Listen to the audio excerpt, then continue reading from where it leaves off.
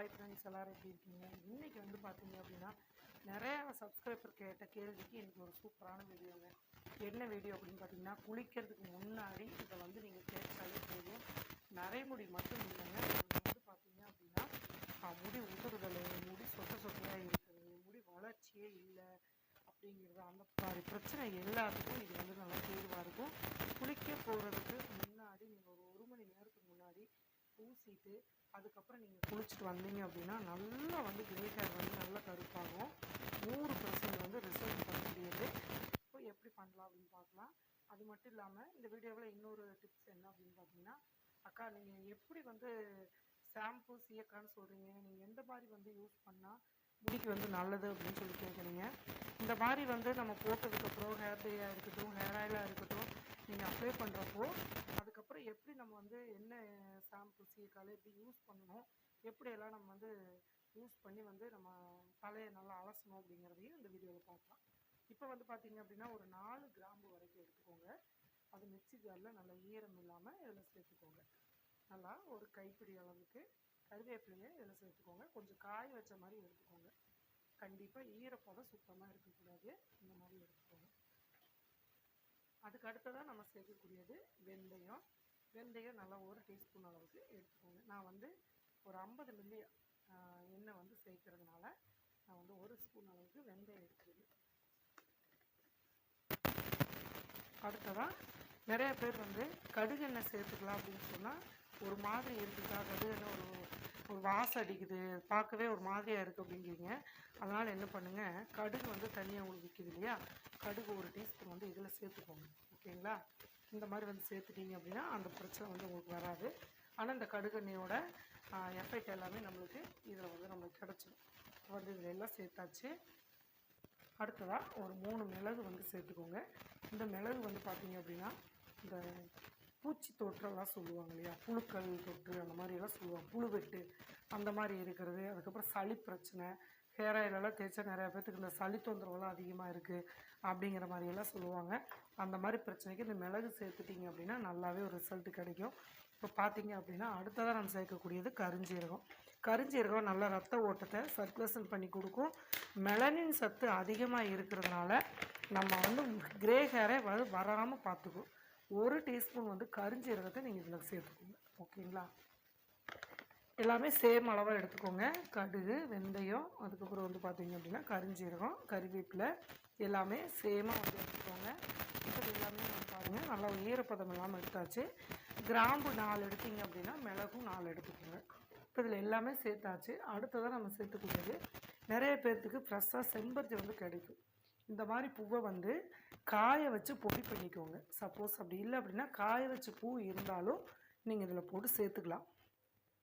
ஏன்னா நம்ம வந்து இது சேர்த்துறப்போ நம்ம குக் பண்ணுறதெல்லாம் கிடையாதுங்க, நம்ம வந்து சூடே பண்ணாமல் நம்ம இதை எடுத்துக்க போகிறோம். அதனால் இந்த மாதிரி இது சேர்க்காமல் நம்ம வந்து இது பொடியாக யூஸ் பண்ணுறோம்.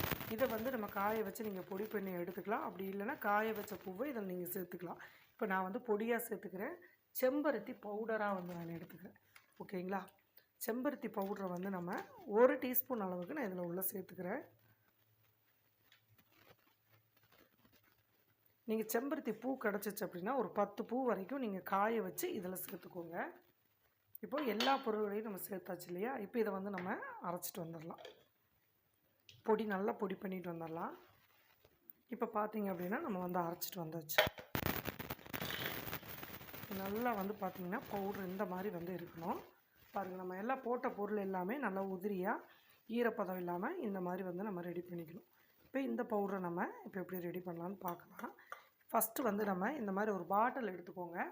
இந்த மாதிரி நல்லா உள்ளே ஈரம் இல்லாமல் நம்ம ஏதாவது ஒரு காலி பாட்டில், ஊறுகாய் பாட்டில் அந்த மாதிரிலாம் இருக்கும் இல்லையா, அந்த மாதிரி எடுத்துகிட்டு நல்லா வந்து கழுவி காய வச்சுக்கோங்க. இப்போது இந்த பாட்டிலில் நம்ம இதில் வந்து நம்ம ஸ்டோர் பண்ணணும். ஃபஸ்ட்டு வந்து பார்த்திங்க அப்படின்னா நம்ம எடுத்து வச்சுக்கிற பொடியை நம்ம இதில் சேர்த்துக்கலாம்.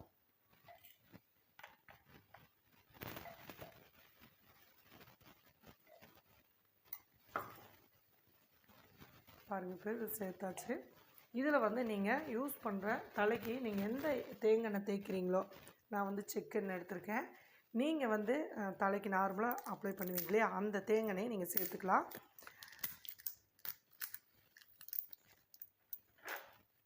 இதில் செக்கெண்ணெய் வந்து சேர்த்திங்க அப்படின்னா நல்லா உங்களுக்கு முடி வந்து கட்டு கிடக்காமல் நல்லா வந்து வளரும். இது நீங்கள் ஒரே வாரத்திலேயே நல்லா உங்களுக்கு ரிசல்ட்டும் கிடைக்கும். இளநரையெல்லாம் இருந்துச்சு அப்படின்னா ஒரே வாரத்தில் நல்லா வந்து சரி பண்ணி கொடுத்துரும். இப்போ பாருங்கள், நான் வந்து 1/4 லிட்டர் ஆயில் எடுத்திருக்கேன். இதில் ஒரு 50 மில்லி ஆயில் மட்டும் நான் இதில் சேர்த்துக்க போகிறேன்.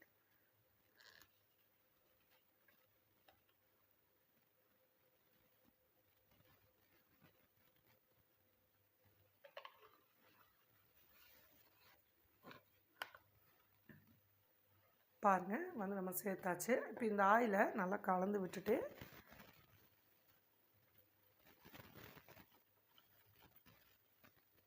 இந்த மாதிரி தான் வரும். இது கலந்துட்டு நீங்கள் உடனே எல்லாம் அப்ளை பண்ணக்கூடாது. இங்கே பாருங்கள், கலர் பார்த்தீங்களா? நம்ம காய்ச்சவே கிடையாது, ஆனாலும் இந்த மாதிரி வந்து நம்மளுக்கு கிடைக்கும். இப்போ இதை வந்து நம்ம ஒரு 2 நாள் மட்டும் நம்ம அப்படியே வந்து வெயிலில் வைக்கணும். இப்போ இதை அப்படியே நம்ம என்ன பண்ணலாம் அப்படின்னா, இதை நம்ம இப்படியே வந்து மூடி போட்டுடலாம். மூடி போட்டுட்டு இதை வந்து ஒரு 2 நாள் வந்து நம்ம வெயிலில் வந்து வச்சு எடுத்தோம் அப்படின்னா இது நல்லா ஊறி அந்த ஆயில் வந்து நம்மளுக்கு நல்லா ஒரு திக்கான ஆயிலாக வந்து கிடைக்கும். அதுக்கப்புறம் வந்து நம்ம ஃபில்ட்ரு பண்ணுறப்போ நல்ல ஒரு சூப்பரான ஆயில் வந்து நம்மளுக்கு கிடைக்கும். இது அப்படியே வந்து நம்ம தேய்க்க முடியாது இல்லையா? அதனால் நம்ம ஒரு 2 நாள் வந்து இது வெயிலில் வந்து வைக்க போகிறோம். இது வெயிலில் வச்சதுக்கப்புறம் நம்ம எப்படி இருக்குது அப்படின்ட்டு கடைசியாக உங்களுக்கு நான் ஃபில்ட்ரு பண்ணி காமிக்கிறேன். இப்போ 2வது ஸ்டெப்பு நம்ம வந்து அந்த சீயக்காய் தூள் சொன்னேன் இல்லைங்களா? முடியை எப்படி வந்து வாஷ் பண்ணலாம் இது தடவுனதுக்கப்புறம் அப்படின்னு கேட்டிருந்தீங்க. அதை எப்படி பண்ணலாம் அப்படிங்கிறத காமிக்கிறேன். இப்போ இது 2 நாளைக்கு அப்புறம் இந்த ஆயில் எப்படி இருக்குது அப்படிங்கிறதையும் கடைசியாக உங்களுக்கு பின் பண்ணுறேன் நான். இப்போ வாங்க 2வது ஸ்டெப்பு பார்க்கலாம். இப்போ ஒரு பாத்திரத்தில் ஒரு 1.5 டம்ளர் அளவு தண்ணி வச்சுக்கோங்க. 1.5 டம்ளர் தண்ணி வச்சுட்டு இது நீங்கள் எந்த காப்பி பவுடர் சேர்த்தாலும் பரவாயில்ல. நான் வந்து இன்ஸ்டண்ட்டாக வந்து காப்பி பவுடர் வந்து சேர்த்துருக்கேன். இங்கே பாருங்கள், நீங்கள் வந்து நான் வந்து நரசூஸ் எடுத்திருக்கேன். நீங்கள் வந்து எந்த காஃபியாக இருந்தாலும் ப்ரூவாக எடுத்துக்கலாம், இல்லை சன்ரைஸ் எடுத்துக்கலாம். எது உங்களுக்கு வந்து யூஸ் பண்ணும்போதோ அது வந்து நீங்கள் சேர்த்துக்கலாம். நான் வந்து இப்போது ஒரு காப்பி பவுடர் நான் அப்படியே சேர்த்துக்கிறேன். பொங்கிரும், ரொம்ப சிம்மில் வச்சு ரெடி பண்ணுங்கள்.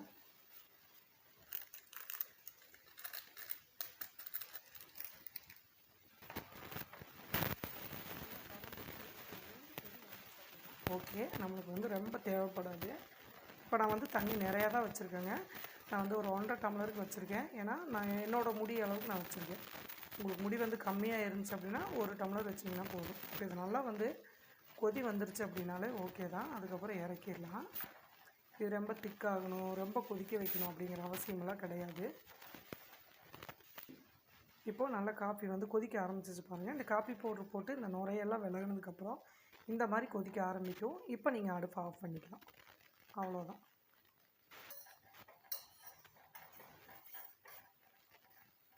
இப்போ இதை கீழே இறக்கிடலாம்.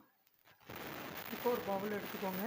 எடுத்துகிட்டு நான் வந்து பார்த்திங்க அப்படின்னா எப்போவுமே கார்த்திகா சீயக்காய் தூள் தான் யூஸ் பண்ணுவேன். அதனால் இந்த கார்த்திகா பவுட்ரு தான் நான் எடுத்திருக்கேன். இப்போ நீங்கள் ஒரு பவுட்ரு சேர்க்குறீங்க அப்படின்னா நீங்கள் ஒரு பவுட்ரு மட்டும் இதில் சேர்த்துக்கலாம். சேர்த்துட்டு இல்லை நீங்கள் இன்னும் முடிக்க அதிகமாக வேணும்னா எவ்வளோ பவுட்ரு தேவைப்படுதோ அதை வந்து நீங்கள் இதில் சேர்த்துக்கலாம். இதில் வந்து பூந்தி கொட்டை எல்லாமே சேர்த்துருக்கிறதுனால நீங்கள் சாம்பிள் எதுவும் போட தேவையில்லை. நீங்கள் இந்த ஆயிலை ப்ரிப்பேர் பண்ணி ஒரு 2 மணி நேரத்துக்கு அப்புறம் நான் இப்போ சொல்கிற மெத்தடில் நீங்கள் அப்படியே வந்து அலசி எடுத்திங்கனாவே போதும். முடி வந்து அவ்வளோ ஒரு சூப்பராக உங்களுக்கு ரிசல்ட்டு கொடுக்கும். இப்போ வந்து பார்த்திங்க அப்படின்னா நம்ம வந்து சீயக்காய் தூள் இதில் சேர்த்தாச்சு. இதுக்கு அடுத்து நம்ம இதில் இப்போ நம்ம எடுத்து வச்சுருக்கோம் இல்லையா, இந்த காப்பியை நம்ம இதில் கொஞ்சம் கொஞ்சமாக இதில் எடுத்து நம்ம கலந்துக்க போகிறோம்.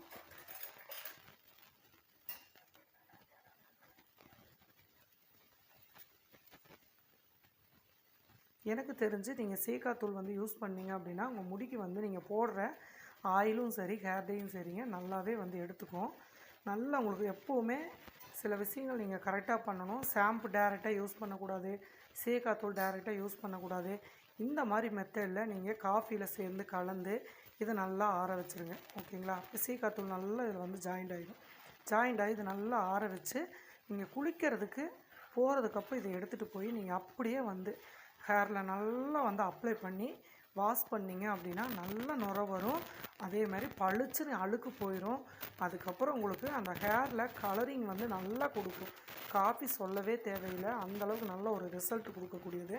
இப்போ பாருங்கள், நம்ம அந்த சீயக்காய் தூளை நல்லா சுத்தமாக வந்து கலந்து விட்டாச்சு. இப்போ இந்த மாதிரி வந்து நீங்கள் காப்பி தான் எடுக்கணுமா அப்படின்னு கேட்டால் அப்படி கிடையாதுங்க. டீ பவுடரும் நீங்கள் போட்டு டீக்கு டிகாசன் இருக்கு இல்லையா, அதையும் நீங்கள் எடுத்துக்கலாம். அப்படி இல்லை அப்படின்னா சாப்பாட்டு கஞ்சியில் வந்து நீங்கள் கலந்துக்கலாம். அப்படியும் இல்லை அப்படின்னா அரிசி களையிற தண்ணியில் அதுலேயும் நீங்கள் கலந்துக்கலாம்.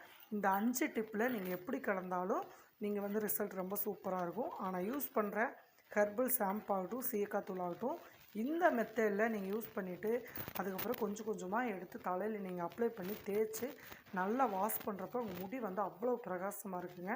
குளிக்கிறதுக்கு முன்னாடி இதெல்லாம் வந்து மெயின்டெனன்ஸ் பண்ணினீங்க அப்படின்னா ஹேர் வந்து அந்த அளவுக்கு ஒரு சூப்பரான க்ரோத்திங் கொடுக்கும். இப்போ இந்த மாதிரி வந்து நீங்கள் ரெடி பண்ணணும். இப்போ நம்ம 2 நாளைக்கு அப்புறம் அந்த ஆயில் எப்படி இருக்குது அப்படின்ட்டு நம்ம ஃபில்ட்ரு பண்ணிடலாமா. இதை வந்து நீங்கள் ஆயிலெல்லாம் அப்ளை பண்ணதுக்கப்புறம் எப்படிக்கா முடியை வந்து என்னக்கா பண்ணி யூஸ் பண்ணுறது, நாங்கள் ஷாம்பு யூஸ் பண்ணவா சீயக்காய் யூஸ் பண்ணுவான்னு கேட்குறவங்களுக்காக தான் இந்த டிப்பு வந்து நான் சொன்னேன். இதை மாதிரி நீங்கள் மெயின்டைன் பண்ணிக்கோங்க. எந்த ஹேர் டை போட்டாலும் சரி, ஹேர் ஆயில் போட்டாலும் சரி, இந்த மெத்தடில் நீங்கள் வந்து முடிக்கு வந்து கழுவுறப்போ நல்லா உங்களுக்கு சூப்பராக முடி வந்து க்ரோத் ஆகும். வெள்ளை முடியும் வரவே வராது. இப்போது ஒரு பவுல் எடுத்துக்கோங்க. நம்ம இதை ஒரு நாள் மட்டும் நான் வெயிலில் வச்சு எடுத்துருக்கேன். இந்த ஆயில் எப்படி இருக்குது அப்படின்ட்டு நம்ம பார்க்கலாம். நல்லா இந்த மாதிரி கலந்து விட்டுக்கோங்க. அதுக்கப்புறம் சின்ன சல்லடை வடிகட்டி ஒன்று வச்சுட்டு இதை நீங்கள் அப்படியே ஃபில்ட்ரு பண்ணிக்கோங்க. பாருங்கள் எந்த அளவுக்கு வந்து கெட்டியாக இருக்குது அப்படின்னு.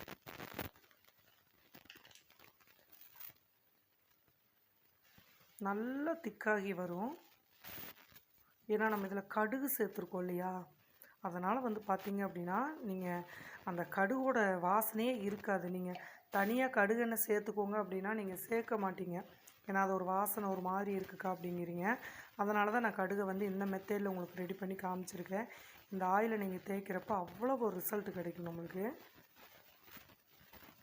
பாருங்கள் நல்லா ப்ரெஸ் பண்ணி நம்ம எடுத்தாச்சு. அந்த போட்ட திங்ஸ் எல்லாமே நல்லா ஊறி இந்த மாதிரி ஆயிடுச்சு. இப்போ நம்ம தனியாக எடுத்துடலாம்.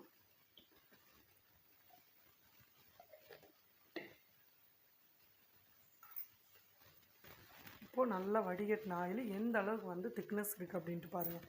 இதில் நீங்கள் வேறு எந்த ஆயிலும் சேர்க்க தேவையில்லை. நம்ம அந்த கடுகு எல்லாம் சேர்த்ததுனால நல்லா திக்காயிடுச்சு. நீங்கள் வெயிலில் வச்சு எடுத்திங்கன்னா போதும். இது நிறையா பேர்த்துக்கு எனக்கு சளி வந்து பிடிக்கும் அப்படின்னு நினச்சிங்கன்னா மட்டும் இதை கொஞ்சமாக வெதுப்பாக நீங்கள் தலையில் அப்ளை பண்ணுறப்ப ஒரு கரண்டியில் வச்சு சூடு பண்ணிவிட்டு அதுக்கப்புறம் நீங்கள் தலையில் தேய்ச்சிக்கலாம். தலைக்கு தேய்க்கிறப்ப மட்டும் கொஞ்சம் லைட்டாக சூடு பண்ணி தேய்ச்சிக்கோங்க. அப்படி தேய்க்கிறப்ப உங்களுக்கு அந்த குளிர்ச்சி பிரச்சனை வந்து வராது. கண்டிப்பாக மைல்டாக சூடு பண்ணிங்கன்னா போதும். இதை நல்லா பாட்டிலில் நீங்கள் ஸ்டோர் பண்ணிக்கலாம். இது திக்னஸ் பாருங்கள், நம்ம வந்து காய்ச்சவே இல்லை ஆயில், ஆனாலும் எந்த அளவுக்கு இந்த திக்னஸ் இருக்குது அப்படின்ட்டு. ஏன்னா இந்த செம்பருத்தியும் அதுக்கடுத்து அந்த கருஞ்சீரகம் நல்லா மெலனின் சத்து இருக்கக்கூடியது. தலையில் நீங்கள் போட்ட செகண்டில் கிரே ஹேரெல்லாம் இடம் தெரியாமல் போயிருங்க.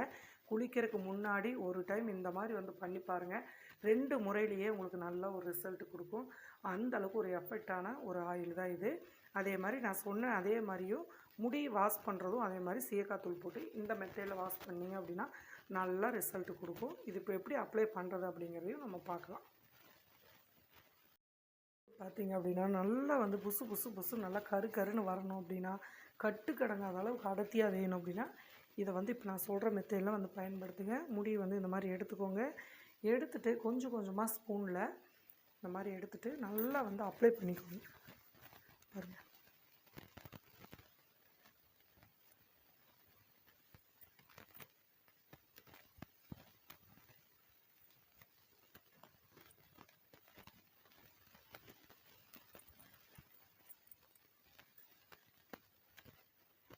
மைல்டாக சூடு பண்ணிவிட்டு நீங்கள் அப்ளை பண்ணுறப்போ நல்லாவே உங்களுக்கு அந்த சளி தொந்தரவு அந்த மாதிரி பிரச்சனையிலே எதுவுமே வராது. நல்ல ரிசல்ட் கிடைக்கும். இது நல்ல ஒரு வாசனையாகவும் இருக்கும். நம்ம அந்த வெந்தயம் கருவேப்பிலையெல்லாம் போட்டிருக்கிறதுனால நல்ல ஒரு வாசனை கிடைக்கும். இந்த மாதிரி வந்து போட்டுட்டு நல்லா ஒரு 5 நிமிஷம் இந்த மாதிரி தொடர்ந்து மசாஜ் கொடுங்க. மசாஜ் கொடுத்துட்டு நல்லா வந்து கொண்டை போட்டுக்கோங்க. கொண்டை போட்டதுக்கப்புறம் நான் சொன்ன மெத்தேடு இந்த சீயக்காய் பவுட்ரை இப்போ சொன்ன இந்த காஃபி டிகாஷன்லேயோ இல்லை ஒரு 5 விதம் சொல்லியிருக்கேன், அதில் வந்து நீங்கள் கலந்து முடியை வந்து வாஷ் பண்ணிங்க அப்படின்னா ஃபஸ்ட்டு டைமே உங்களுக்கு வந்து நல்லா கருன்னு முடி. பார்த்திங்களா எந்த அளவுக்கு எப்படி தெரியுதுன்ட்டு. நல்லா புசு முடியே வளராதவங்களுக்கு கூட முடி வளரும். செம்மையாக இருக்கும். கண்டிப்பாக இந்த டிப்பை மறக்காமல் ரெடி பண்ணி பாருங்கள். எப்படி இருந்துச்சுன்னு கமெண்ட் பண்ணுங்கள். அடுத்த பதிவில் பார்க்கலாம். பாய்.